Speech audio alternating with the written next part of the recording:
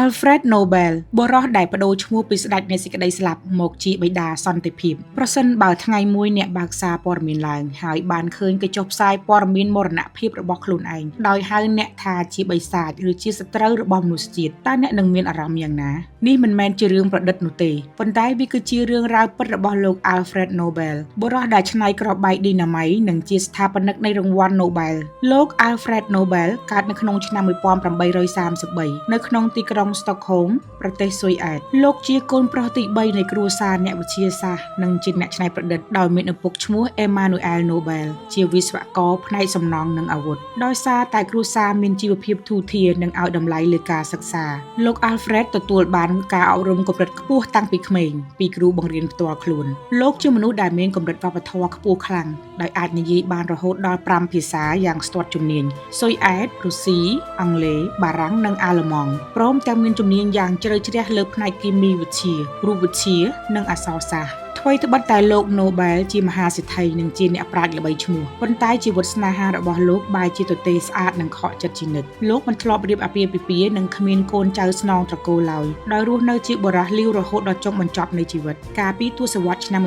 1860ការដ្ឋានជីករ៉ែនិងការកសាងផ្លូវដែកមានភាពគ្រោះថ្នាក់ខ្លាំងដោយសារគ្រឿងផ្ទុះបែបបុរាណដោយឃើញពីគ្រោះថ្នាក់នេះលោក Nobel បានប្រើប្រាស់ចំណេះដឹងផ្នែកគីមីវិទ្យារបស់លោកស្រាវជ្រាវបង្កើតបាននូវរំសេវផ្ទុះឌីណាម៉ៃបានសម្រេចបំណងដើមដំបូងរបស់លោកគឺបង្កើតវាឡើងដើម្បីជួយសម្រួលដល់ការងារវិស្វកម្មសំណង់និងសង្គ្រោះជីវិតកម្មករជីករ៉ែប៉ុណ្ណោះ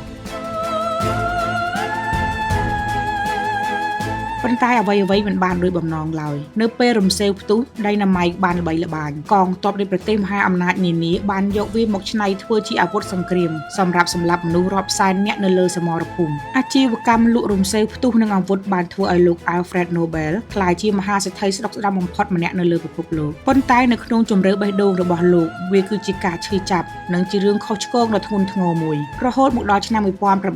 1888នៅពេលដែលបងប្រុសរបស់លោកបានទទួលអនិច្ចកម្មសារព័ត៌មានបារាំងមួយបានច្រឡំថាជាលោក Alfred Nobel ហើយបានចុះផ្សាយចំណងជើងធំថាស្ដេចនៃសេចក្តីស្លាប់បានស្លាប់ហើយលោក Alfred Nobel ដែលមានបានដោយសារការស្វែងរកវិធីសម្លាប់មនុស្សឲ្យបានច្រើនជាងគេបានលាចាកលោកនេះហើយអត្ថបទនេះបានធ្វើឲ្យលោក Nobel រន្ធត់ចិត្តយ៉ាងខ្លាំងលោកមិនចង់ឲ្យប្រវត្តិសាស្ត្រចងចាំលោកក្នុងនាមជាបិសាចសម្លាប់មនុស្សឡើយចាប់ពីនាទីនោះមកលោកបានសម្រេចចិត្តយ៉ាងស្ងៀមស្ងាត់ក្នុងការកែប្រែកំហុសនៅមុនពេលលោកលាចាកលោកទៅនៅក្នុងឆ្នាំ1896លោកបានធ្វើបណ្ដាមរតកសម្ងាត់មួយដោយប្រគល់ទ្រព្យសម្បត្តិ 94% របស់លោកយកទៅបង្កើតជារង្វាន់ Nobel ដើម្បីផ្ដល់ជូនជារៀងរាល់ឆ្នាំដល់បុគ្គលដែលបានធ្វើគុណប្រយោជន៍និងសន្តិភាពដ៏អស្ចារ្យបំផុតសម្រាប់មនុស្សជាតិរង្វាន់នោះត្រូវបានគេប្រសិទ្ធនាមថាជារង្វាន់ Nobel ដែលផ្ដល់ជូនជារៀងរាល់ឆ្នាំលើវិស័យរូបវិទ្យាគីមីវិទ្យាវិទ្យាសាស្ត្រអក្សរសាស្ត្រនិងជាពិសេសនោះគឺរង្វាន់ Nobel សន្តិភាពខ្សែជីវិតរបស់លោក Alfred Nobel បានបន្សល់ទុកនូវសម្រងទស្សនៈមាសនិងជាមេរៀនជីវិតដ៏មានតម្លៃបំផុតមួយសម្រាប់យើងគ្រប់គ្នា